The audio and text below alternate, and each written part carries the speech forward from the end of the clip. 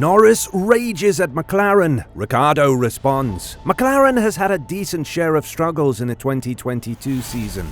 The season started really bad, and it just continued to get worse for Ricciardo, who is in the worst season of his career so far, not considering the debut in HRT.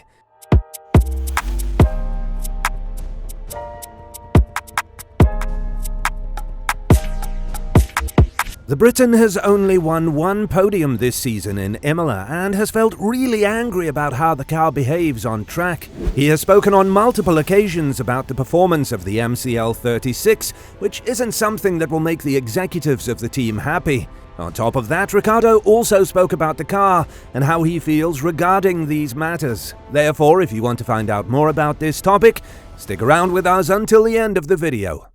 Lando Norris has been decent in the 2022 season, but one cannot help but notice that he's had a slump in his form compared to 2021. Last year he was close to claiming his first career win in Sochi, but then rain happened and he refused to pit, thinking that it wouldn't matter in the last few laps, and he ended in the last points receiving places. This season, Ricciardo was able to score a podium in the fourth race of the season, which is in Imola, but it's noticeable that he is a one-man show in McLaren.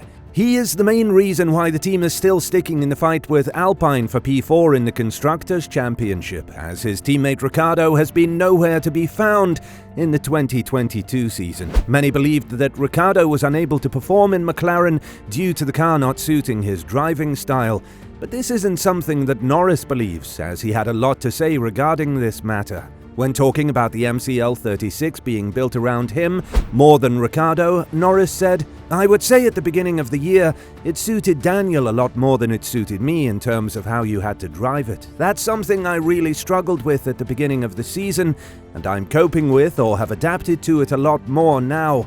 I would say I've become more well suited to it."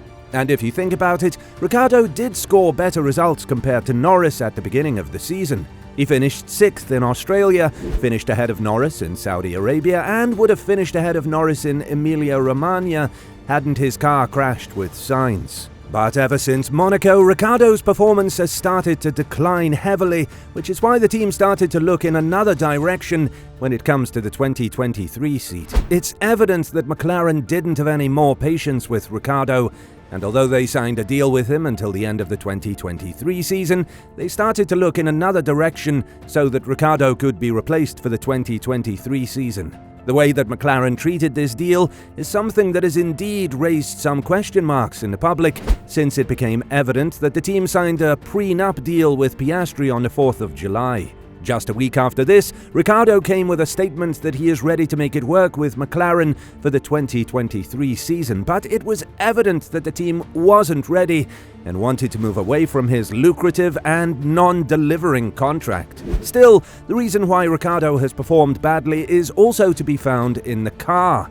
The MCL 36 has been everything but the likable car that a driver would want to have in its hands. This has also been pointed out by the technical director of McLaren, James Key, who said that there is a huge difference between the 2021 and 2022 versions of the cars. As he said, "It's been a roller coaster ride, and we didn't expect, and obviously we are not enjoying when we hit the more difficult circuits. I think, to be honest, there's actually been a range of things here, so certainly the car has been stronger at some events than others.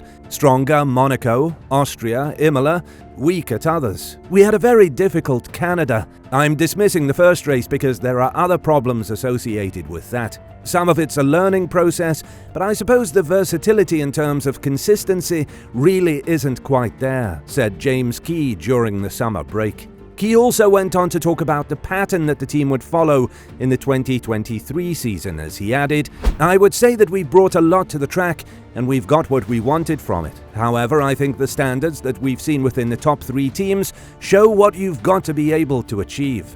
If you start the season with a competitive car, you can adapt your development plans from there and do less than what we have done, whilst being more focused on the areas that you feel will be the most prolific. That is where we want to be next year, as we wouldn't be able to maintain this aggressive level of development because it's full on," said Key. Norris has also said that the car is currently overperforming as such, and the fact that they are in the fight for the P4 spot in the Constructors' Championship is an overachievement from the team. Still, it's not something that we're used to seeing, given the fact that McLaren did have a 1-2 finish last season in Monza, and Norris was able to rack up some decent points, although not enough for the P4 spot in the Constructors' Championship.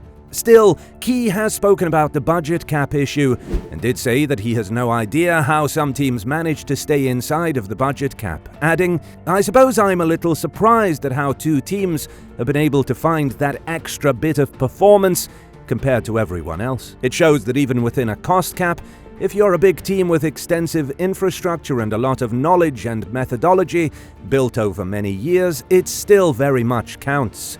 McLaren isn't stopping when it comes to the developments and preparations for the future, as the team is working on a new wind tunnel and simulator that will both be finished in time to design the 2024 car. However, it's interesting that Ricciardo will leave the team at the end of the season, and he isn't having a bigger say when it comes to how this stuff should be developed. On top of that, he won't be there to experience it in the future, as his spot was taken by a younger Aussie named Oscar Piastri. Amid all of the intensive races that McLaren is experiencing in 2022, the signing of Piastri is something that will boost their hopes for the future. As for Ricciardo, he did receive an offer to join NASCAR under Trackhouse Racing. The co-owner of this NASCAR team, Justin Mark, said that he is willing to strike a deal with the Aussie, but it's up to the 8-time race winner to decide whether NASCAR is the next big thing in his career. Project 91 is something that is specific for Trackhouse Racing, as they are trying to push the guardrails and make the sport more global, allowing international drivers in it. When talking about Ricciardo and the project, Marks said, "Ricciardo is aware of Project 91, and he knows that there's interest on our side, but I think he's figuring out what his F1 deal is." Ricciardo gave us further updates as to where his career is headed, and although we all thought he would be an instant lock-in for the 2023 season in any of the teams that have available seats for him, that didn't turn out to be the case. Now that the Aussie is facing difficulties when it comes to signing with a team that would allow him to have a starting spot in 2023, he spoke about his future, adding, "When I say I don't know, I don't have a contract yet for next year.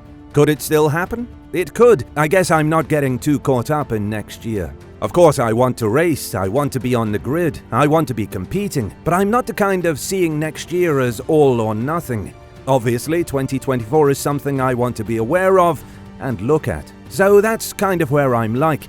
If it means taking a step back to then take 2 steps forward, then that's what we're trying to figure out at the moment, me and my team. So that could be a year off." Now that it's very uncertain as to where Ricciardo will land in the 2023 season, it's very likely that he would still very much be in the mindset of getting back on the grid for 2024, and the 2023 season is something we need to look closely into.